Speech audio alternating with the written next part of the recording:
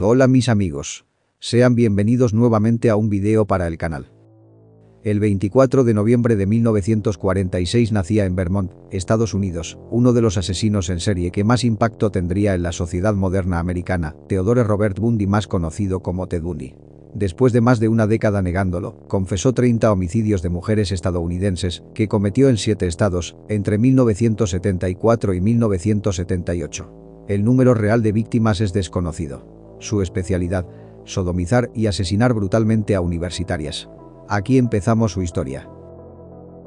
Hijo biológico de un veterano de la Fuerza Aérea, a quien nunca conoció, y de Louisa Cowell, vivió sus primeros 4 años en casa de sus abuelos maternos.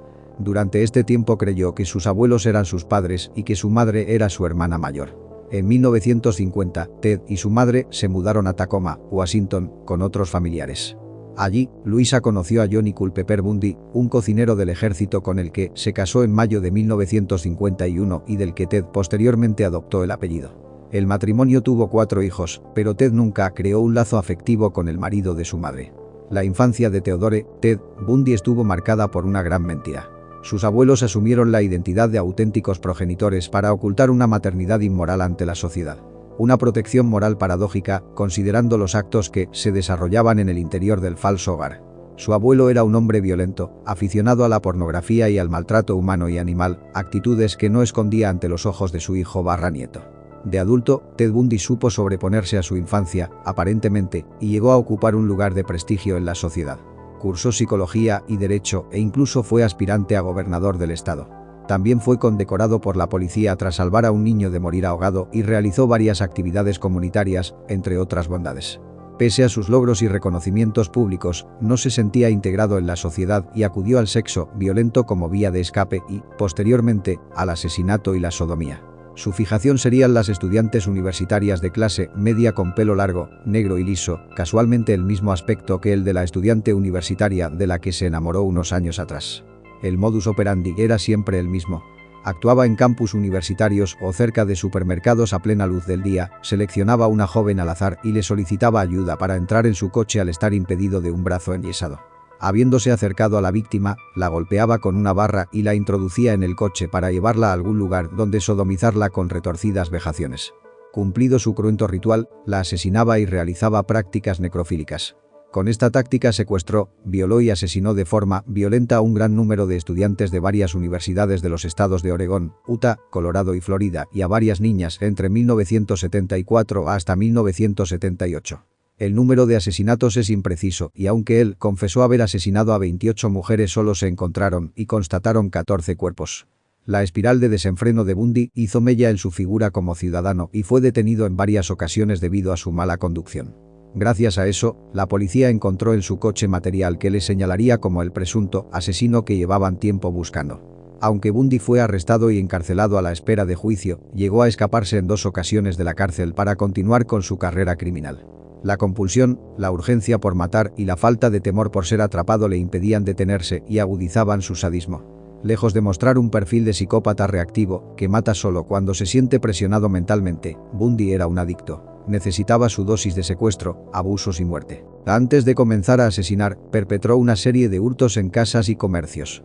El 4 de enero de 1974, entró en el cuarto de la universitaria Honey Lenz, de 18 años, la golpeó con una palanca metálica. Al día siguiente, la chica fue hallada malherida y sobrevivió con un daño cerebral permanente. Bundy tenía 27 años. En la noche del 31 de enero de 1974, atacó a la estudiante de psicología de la Universidad de Washington Linda Anne Alley de 21 años. Bundy entró en su dormitorio, la dejó inconsciente con un golpe y la sacó de la escuela. Nadie notó la ausencia de la joven hasta el día siguiente. La policía no estableció ninguna conexión entre las 2 agresiones y tampoco se hicieron mayores pruebas ni estudios de la escena del crimen. Los restos de Linda Ann fueron descubiertos un año después en una montaña cercana.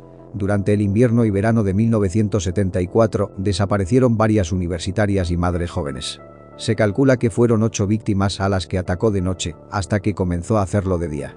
La policía había iniciado una investigación y contaba con descripciones acerca de un hombre que solicitaba ayuda a chicas que jamás volvían a ser vistas. El individuo tenía la particularidad de ir cargado con libros y llevar un brazo enyesado o en cabestrillo. También hubo testigos que observaron a un hombre que solía tener problemas para arrancar su Volkswagen, el cual había sido visto rondando el sitio donde desaparecieron dos de las jóvenes asesinadas. El 9 de febrero de 1974, Carol Valenzuela, de 20 años, desapareció de Vancouver, Canadá. Su cadáver no fue descubierto hasta el mes de octubre junto a otro cuerpo sin identificar.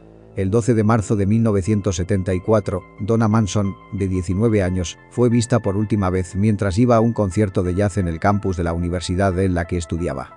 El 17 de abril de ese mismo año, Susan Rancourt, de 18 años, caminaba por los jardines del Central Washington cuando desapareció. El 7 de mayo de 1974 desapareció Roberta Parks, de 20 años, quien había quedado con unas amigas para tomar café. Nunca llegó.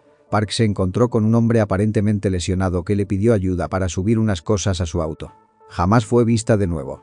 El 1 de junio de 1974, Brenda Ball, de 22 años, salió de la taberna Flame en Burien, Washington, después de comentar a sus amigos que iba a buscar a alguien que la llevara a Sun City, California. La última vez que la vieron, estaba hablando con un hombre con el brazo en un cabestrillo. 19 días más tarde, se descubrió que Ball nunca llegó a su destino.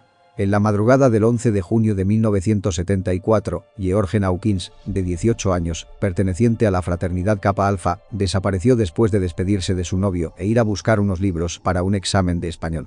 Su compañera de habitación y la encargada del dormitorio reportaron su desaparición a la mañana siguiente. El 14 de julio del mismo año, la universitaria Janie Sott dejó una nota a su compañera de habitación avisándole que se iba en bicicleta al parque del lago Samamis.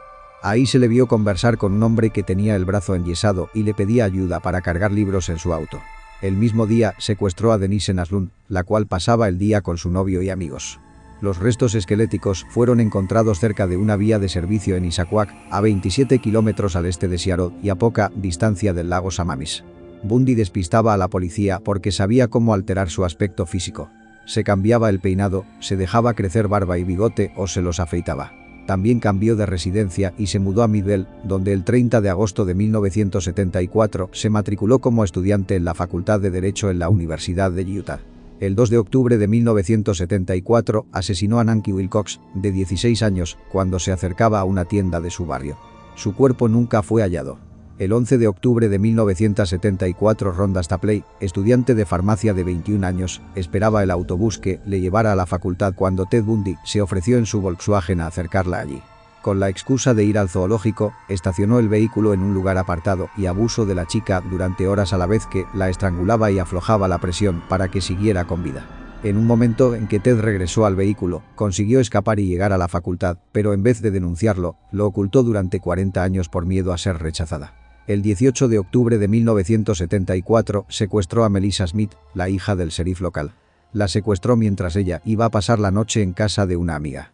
Su cadáver fue encontrado 9 días después en Summit Park, después de torturarla y abusar de ella durante 5 días. El 30 de octubre de ese año, desapareció Laura Aime, de 17 años, cuando volvía de una fiesta de Halloween. Su cadáver fue encontrado en los montes Wasatch, mostrando signos de haber sido golpeada en la cabeza con una cuña de metal y también luego abuso de ella. Sin embargo, parecía que Bundy conocía a la muchacha debido a que hubo muchos testigos amigos que le contaron a la policía que estuvo acosándola y apareciéndose en lugares que la muchacha conocía y frecuentaba.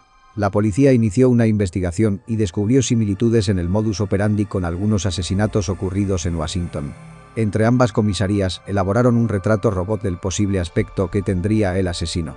El Volkswagen que solía utilizar Bundy para secuestrar a sus víctimas. El 8 de noviembre de 1974, Bundy se acercó a Carol Daronch en el Fashion Place, Utah. Haciéndose pasar por un oficial de policía, le informó que habían intentado robar su coche. Daronch subió al auto de Bundy bajo la creencia errónea de que iban a la comisaría para presentar un informe. Después de detener abruptamente el coche, Bundy sacó una pistola y le esposó una muñeca. Ella luchó y consiguió apartarse antes de que Bundy pudiera fijar el otro extremo de las esposas. Ella lo golpeó en la cara y salió corriendo y consiguió que un conductor que pasaba la llevara a la policía. En la comisaría, Daronch narró lo sucedido y así se obtuvo la descripción del hombre, del vehículo y el tipo de sangre del atacante. Esa misma noche, 8 de noviembre, Debbie Kane, de 17 años, desapareció del aparcamiento del instituto escolar, donde había acudido junto a sus padres a ver una obra de teatro. Los familiares, preocupados por la tardanza de Debbie, llamaron a la policía que, tras una búsqueda por el estacionamiento, encontraron la llave de un par de esposas. La llave pertenecía a las esposas con las que, horas antes, se había presentado Carol Daronch en la estación de policía. La directora de la obra de teatro, Jean Graham, declaró que durante la actuación un hombre de aspecto parecido al del sospechoso le había solicitado que lo acompañara al aparcamiento para identificar un vehículo, pero ella se había negado porque estaba ocupada con la obra. Casi un mes después de ocurridos los hechos, un hombre llamó a la policía para informar que la noche de la desaparición de Debbie Kent había visto salir precipitadamente un Volkswagen de color claro del estacionamiento del instituto. Bundy adoptó la estrategia de trasladarse de un estado a otro para evitar que la policía descubriera sus patrones. Con el paso del tiempo, sus ataques se volvieron cada vez más erráticos y temerarios. Algunas de sus víctimas se convirtieron en testigos, lo que más tarde haría posible el enjuiciamiento de Bundy. El 16 de agosto de 1975, un patrullero detuvo un Volkswagen para comprobar su matrícula. El sospechoso se dio a la fuga, pero fue detenido poco después. En el auto se encontró una palanca de metal, esposas, cinta y otros objetos que dieron inicio a una investigación a gran escala en torno a Theodore Robert Bundy. Tras su segunda fuga el 30 de diciembre de 1977 y un vago intento de pasar desapercibido cerca de Miami, la sed de sangre de Bundy volvió a desatarse. Su último objetivo, en enero de 1978, fueron las estudiantes que pernoctaban en la Fraternidad Chi Omega de la Universidad Estatal de Florida. Bundy entró en el edificio de noche y, habitación por habitación, golpeó a las estudiantes con un leño de madera, destrozándoles el cráneo para vejar, morder y mutilar sus cadáveres. Esa misma noche, asaltó la casa de su penúltima víctima, Cheryl Thomas, con quien de nuevo repitió su ritual. Días más tarde aún le quedarían más fuerzas para ponerle la guinda a su carrera sangrienta con otra violación y asesinato desmedidos. Una niña de 12 años. El perfil psicopático de Theodore Bundy es un ejemplo perfecto de asesino en serie y cumple prácticamente todos los requisitos establecidos por los expertos en criminología. Infancia traumática, llena de mentiras, el abandono de su madre y abusos de su abuelo. Narcisismo, todo giraba en torno a él, procurándose todo tipo de lujos y bienestar. Megalomanía, llegando incluso al robo para conseguir ascender de estatus. Su carisma, el encanto personal, su don de gentes y la facilidad de palabra le hacían integrarse perfectamente en la sociedad, pese a sentirse fuera de ella. Atraía a sus víctimas con engaño, unas veces fingía estar desvalido y otras se disfrazaba de agente de la ley. Obtenía el placer sabiéndose dueño de la vida y la muerte y sus crímenes tenían una alta carga necrofílica. La reincidencia y el sufrimiento que causaba son una muestra de incapacidad de ponerse en el lugar del otro. Su fijación por un determinado tipo de víctima marcó todos sus crímenes. Su deseo continuo de asesinar, aún después de haber sido detenido y encarcelado, deja una prueba evidente de su enfermedad mental. Buscaba continuamente situaciones cada vez más arriesgadas sin tener en cuenta las evidencias que iba dejando por el camino y que más adelante le incriminarían. Ted Bundy sabía cómo manejarse ante la ley y utilizó toda su perspicacia y conocimiento legal para eludir y dilatar su condena. Llegó incluso a representarse a sí mismo en un proceso judicial que duró 5 años, desde su acusación en 1975 y hasta la sentencia. En 1980 fue condenado a la silla eléctrica gracias a la prueba concluyente del odontólogo forense, que identificó la morfología de su dentadura en una de las víctimas. Ted Bundy fue ejecutado 9 años más tarde, dejando tras de sí una lista de 28 víctimas y un pasado negro en la historia de América. Si le ha gustado el video, no se olviden de darle like, suscribirse y activar la campanita de notificaciones para que YouTube les avise cuando alce video nuevamente. Hasta la próxima, mis amigos.